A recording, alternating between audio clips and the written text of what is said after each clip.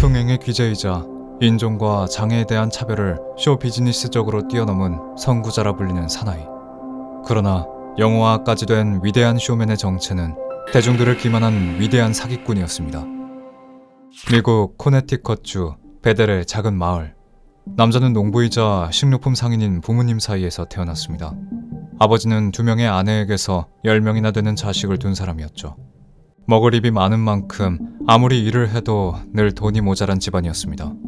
심지어 부모님께서는 엄격할 정도로 종교적인 분들이었는데, 그래서 남자의 어린 시절은 종교적인 집안 분위기에 따라 정해진 날과 정해진 시간엔 늘 교회에 가야 하는 보수적이고 다소 무료하기까지 한 일상을 보내야 했죠.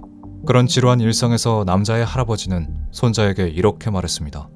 하늘 아래 다른 어떤 것보다도 장난 하나를 고안하고 연습할 때 더 멀리 보고 인내하고 노력해야 하는 거다.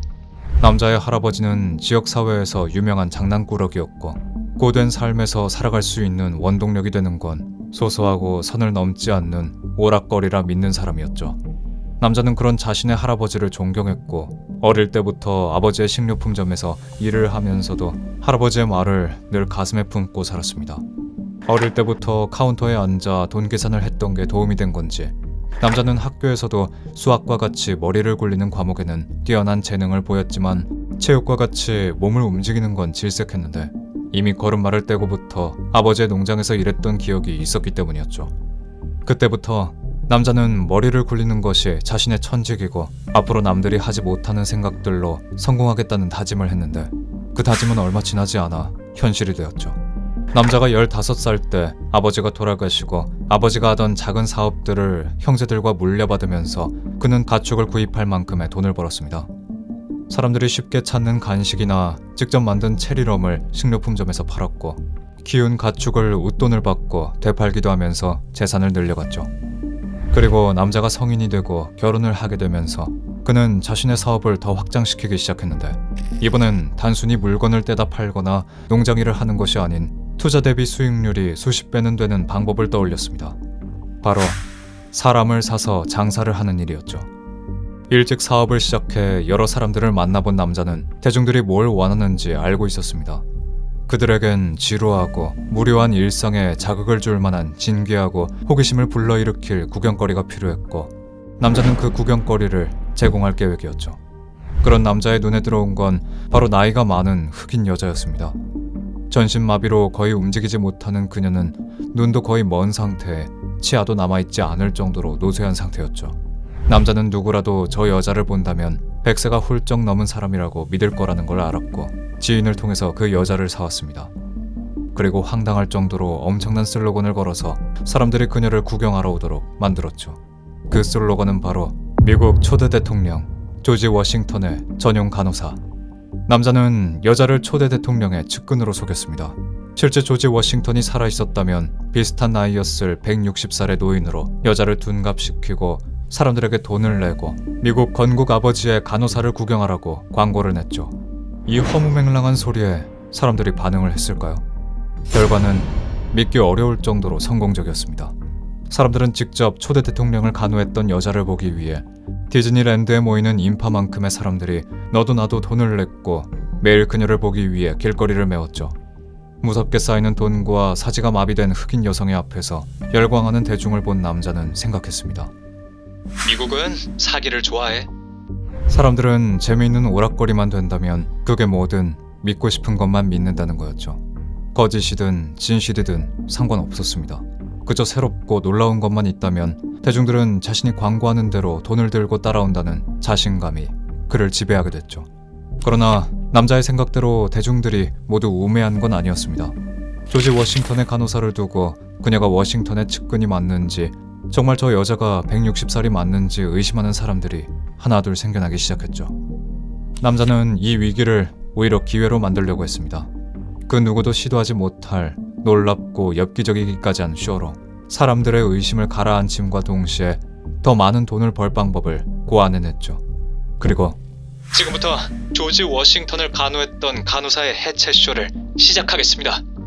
남자는 존경했던 할아버지가 늘 이야기했던 소소한 오락거리의 선을 완전히 넘으면서 엔터테인먼트계의 황제가 되었습니다.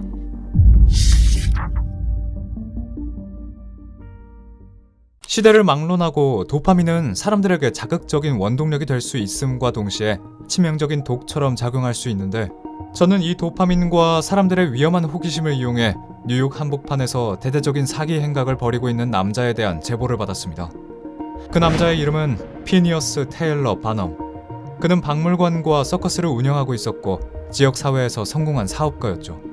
장애가 있어서 사람들에게 멸시당하고 인종이 다르다는 이유로 차별을 당한 사람들을 모아 서커스에서 직장을 마련해주면서 존경을 받기도 했습니다.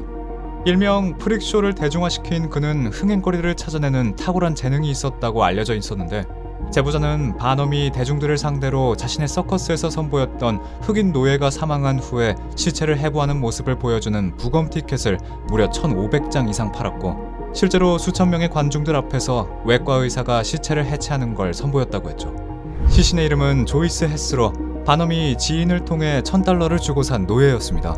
이미 노예제도가 폐지한 지 오래였지만 바넘은 뉴욕법의 허점을 이용했었죠.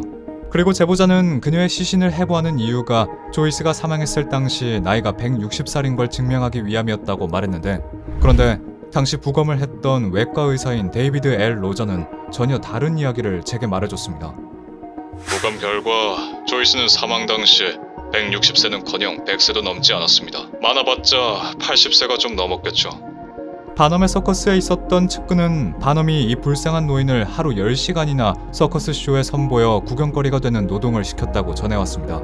심지어 그녀를 데리고 미국 북동부 지역 곳곳을 투어하면서 일주일에 $1,000 이상을 벌어들였죠. 살아있을 당시 조이스는 전신마비인 이유로 움직이지 않고 그저 의자에 앉아있을 뿐이었지만, 몸이 성치 않은 노인이 반나절 동안 앉아만 있는 게 쉽지는 않은 일이었습니다. 그런데 바넘은 이런 의혹들에 태연스러운 변명을 할 뿐이었는데, 사실 그날 해체쇼에서 선보인 시신은 조이스가 아니었고 진짜 조이스는 지금 은퇴하고 유럽을 여행 중이란 거죠. 이 뻔뻔한 남자가 대중들을 상대로 사기를 쳐서 돈을 벌었다는 제보는 이뿐만이 아니었습니다.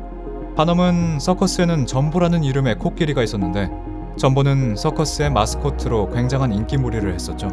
그런데 어느 날 바넘의 서커스단 측에선 전보가 새끼 코끼리를 구하다 사고로 죽어버렸다는 소식을 전해왔다고 합니다.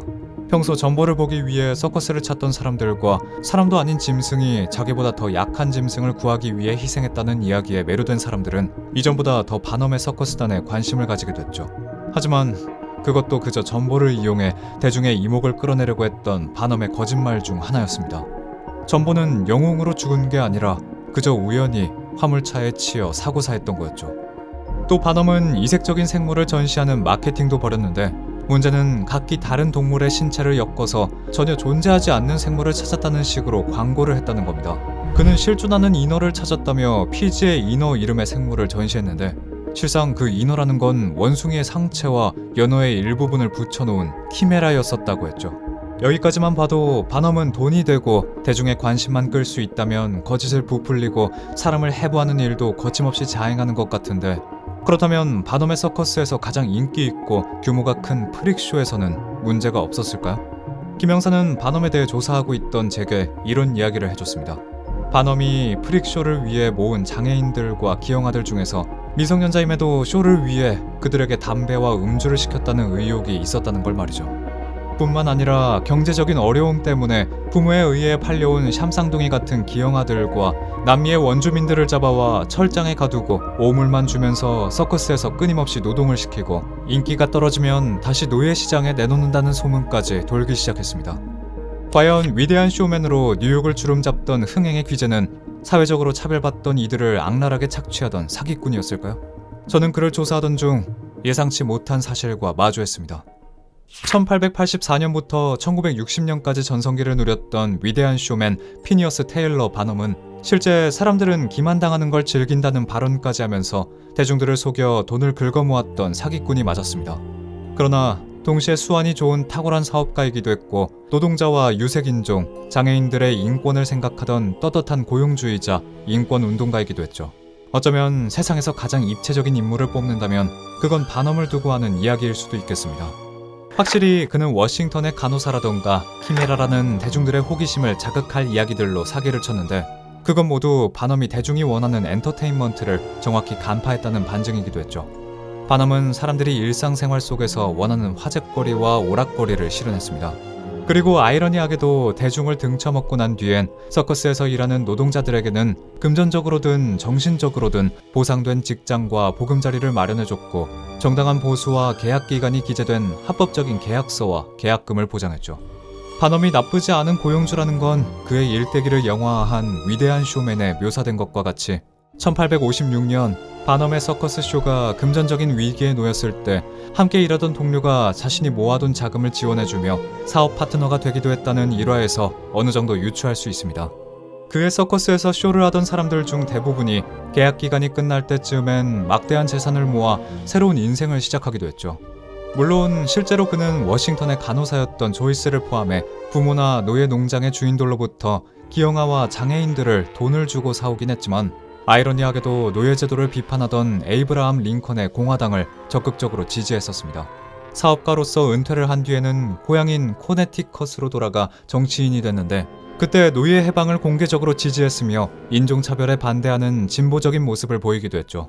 또한 정치인으로서 최초의 비영리 재단인 브리지포트 병원을 세웠고 각종 교육기관을 설립했으며 재임 기간 동안 시민들을 위해 공과금을 낮추고 식수를 개선하고 도시의 매춘업소를 폐쇄하는 노력을 멈추지 않기도 했습니다.